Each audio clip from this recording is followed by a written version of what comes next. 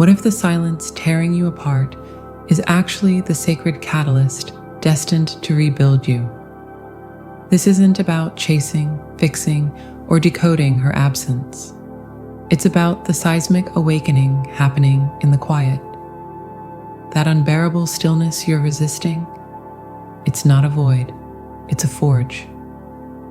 The divine feminine's retreat isn't abandonment, it's the ultimate act of love, severing the cords of dependency so the masculine can finally hear his own soul's frequency. Imagine standing at the edge of an emotional canyon where every shout for answers echoes back as silence. That echo isn't emptiness, it's a mirror. Her withdrawal reflects the parts of him still begging for external validation, the wounds mistaking pursuit for power, the boy hiding beneath the armor of doing because he never learned the sacred art of being. This silence isn't punishment, it's initiation.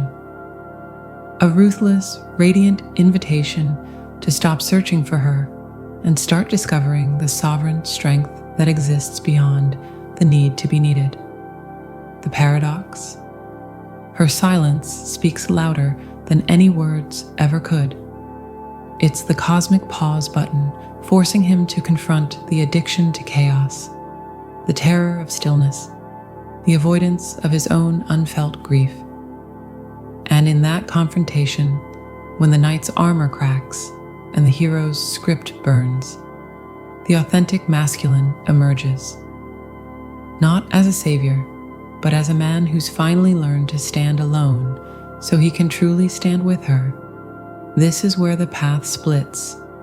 Will he interpret her silence as rejection or recognize it as the sacred space where his wholeness is waiting to be claimed? The answer doesn't lie in her return. It's written in the way he meets the silence within himself.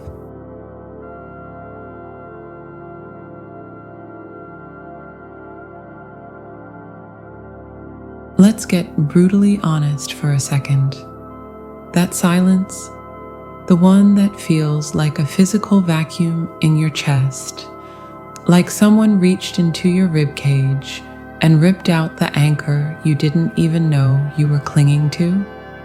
You've probably been told she's running, that she's afraid, confused, playing games. What if that's cosmic gaslighting? What if her silence isn't weakness, but the most potent act of divine feminine strength you'll ever witness? Not a retreat, beautiful soul, but a sacred withdrawal. Think of it less like a slammed door and more like a master surgeon stepping back from the operating table after making the first crucial incision. The real work? That's yours. Alone. In the resonant echo chamber of her absence. Her silence isn't against you. It's for the deepest, most buried parts of you. It's the universe hitting the emergency brake on a runaway train headed straight for Karmic Loop Junction. You know the station. Platform fix her, get her back. Destination perpetual frustration. Ever notice how your frantic texts, your logical plans to win her over, your desperate need to understand or explain, it all has this subtle, sticky energy of control, like trying to rearrange the furniture in her internal house while yours is on fire? Yeah, her silence slams that door shut, permanently. It cuts the umbilical cord of codependent energy transfer. Poof. No more feeding the old dynamic where your anxious pursuit triggered her nurturing or chaotic response, keeping you both dancing the same exhausting tango. It's the ultimate circuit breaker. Your frantic energy is pure voltage, seeking its familiar outlet, her. Silence? That's the safety switch flipping, forcing that raw, crackling power inward. Where else can it possibly go? This is where the alchemy begins. That agonizing void she leaves behind is not empty. It's a meticulously crafted cosmic mirror. It reflects back, with brutal, high-definition clarity, the exact shape of the hole you've been trying to stuff her into. Is it the gaping maw of unresolved father wounds, that deep-seated ache for approval you've been outsourcing since puberty? Is it the echoing chasm of self-doubt, where your worth feels contingent on someone else's gaze? Or maybe it's the desert of emotional illiteracy, that terrifying quiet, where you don't know how to just be with your own raw fear, sadness, or joy without needing someone else to validate it, fix it, or distract you from it. Her silence holds up that mirror and says, gently but relentlessly, "Look, this is yours, not mine, and only you can fill it." It's terrifying. It feels like abandonment, but honestly, it's the most profound act of love the divine feminine can offer. Refusing to enable your avoidance any longer, she stops being your emotional duct tape. And this is where the old masculine conditioning screams bloody murder. We're programmed, aren't we? Fight for her, win her back, and solve the problem. We reach for the toolbox, logic, persistence, grand gestures, maybe even spiritual bypassing disguised as healing. But what if the problem isn't out there? What if the frantic doing, the relentless pursuit, is itself the disease? Her silence exposes this with surgical precision. It renders your toolbox useless. You can't fix silence with action. You can't logic your way into a heart space. Trying is like trying to hammer a river into submission. Utterly futile, exhausting, humiliating even. This is the ego's Waterloo. The knight's armor rusts solid. The hero's sword shatters on the immovable wall of stillness. The sacred withdrawal forces you to drop the tools and finally feel the wound they were desperately trying to bandage. It compels you to stand weaponless and vulnerable in the emotional desert you've spent a lifetime sprinting across. And in that terrifying stillness, that's where the real magic whispers. That's where you finally hear the faint, forgotten song of your own inner wellspring. This isn't passive waiting. It's active, brutal excavation. It's you, alone in the dark, with a metaphorical shovel, digging through layers of societal expectations, old wounds, and the comforting lies you told yourself about who you are and what you need. It's realizing with a gut punch that the peace you desperately sought through her connection can only be found by generating it within yourself. Her silence isn't punishment, it's the withdrawal of the crutch, so you remember you have legs. Strong, capable, divine legs you forgot how to use. It's the fire that burns away the dross of dependency, leaving only the pure gold of your own sovereign presence. When you stop straining to hear her voice in the silence, you finally start to hear the profound, resonant hum of your own soul. And that vibration, that's the only frequency true union can ever dance to. So the question isn't, when will she break her silence? The real, gritty, soul-shaking question the divine feminine is forcing you to confront is this: what symphonies will you compose in the resonant void before she ever needs to make a sound? The crucible awaits. Your wholeness is the only key. Keep reading, the alchemy gets brighter.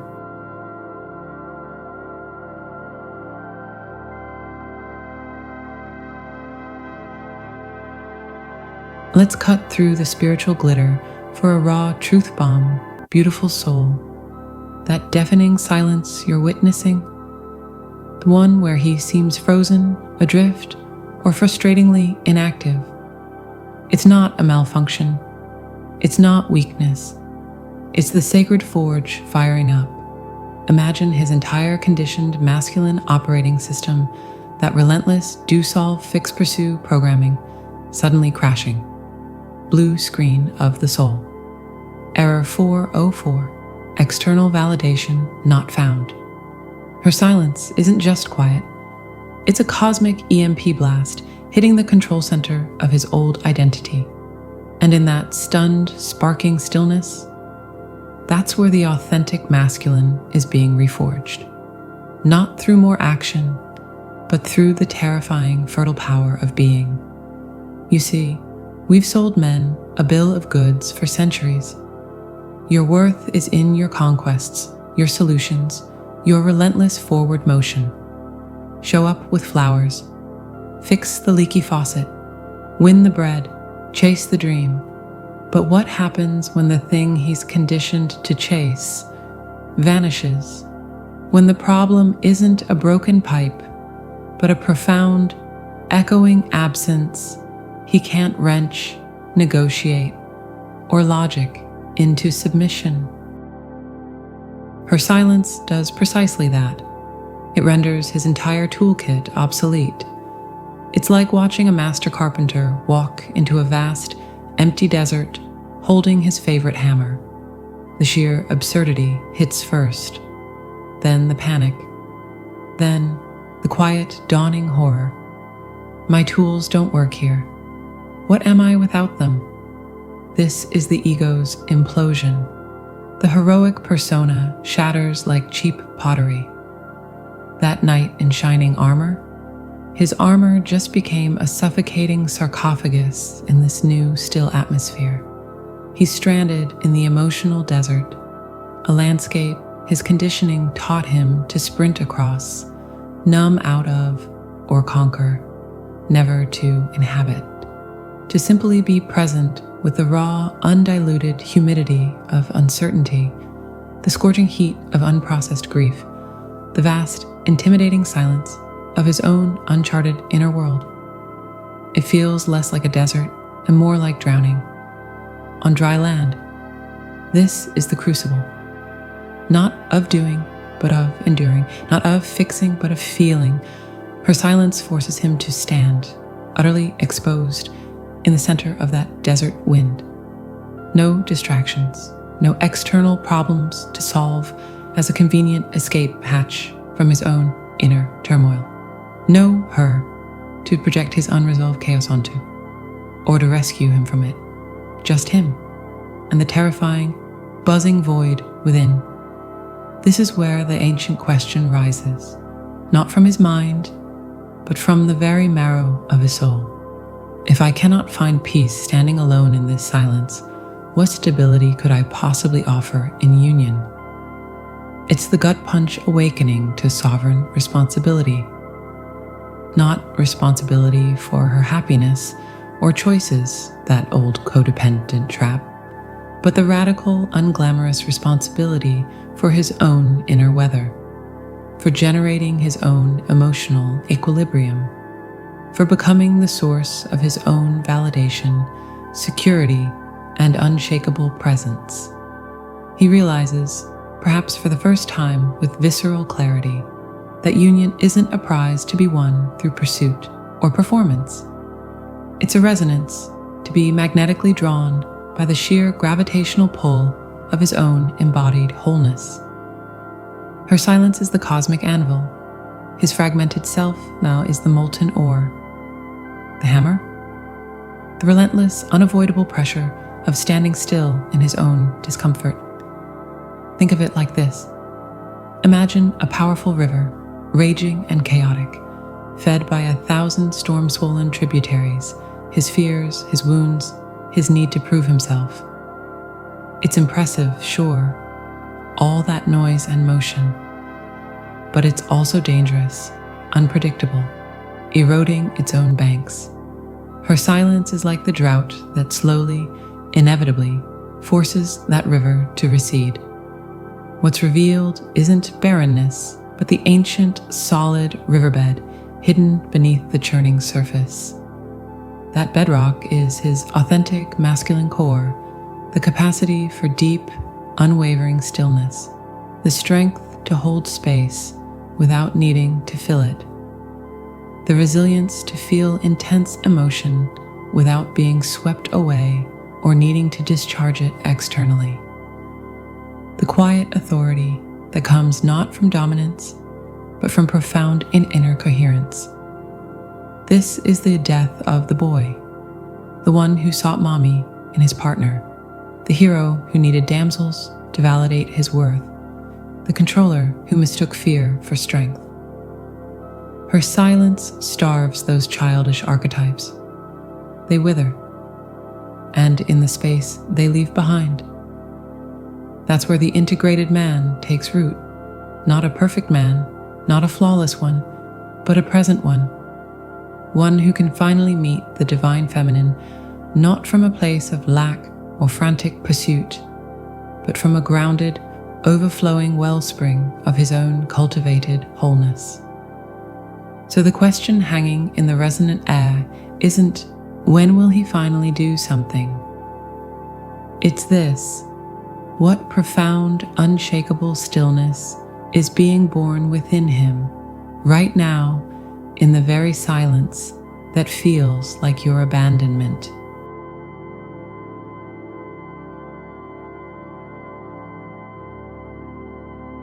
Let's be radically honest for a heartbeat. This silence feels like death, doesn't it? Like the universe pressed pause on your favorite symphony just as the crescendo began. You're left holding your breath in the hollowed out space where his voice should be. But what if this quiet isn't an ending at all? What if it's the fertile dark where the most sacred reunion is already, silently taking root, not in his words or your waiting, but in the invisible, humming space between? This isn't abandonment, it's the cosmos holding its breath, waiting for you both to remember the original harmony. Picture two ancient tuning forks forged from the same star stuff. When struck, they don't chase each other's sound. They resonate across any distance, humming the same pure note. That's your divine blueprint. Her silence? It wasn't rejection. It was the universe gently muting his fork, so the dissonant vibrations, his frantic pursuit, your anxious interpreting, could finally fade. Only in that stillness could he hear the faint, true frequency still humming within himself.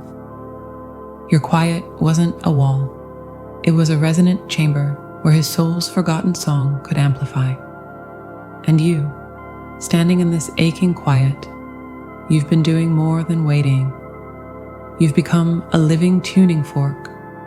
Every tear shed into your own inner work. Every boundary honored. Every shattered illusion composted into wisdom. It's been calibrating your vibration. Not to him, but to your own sovereign note. The one you were born singing before the world told you to harmonize with its chaos.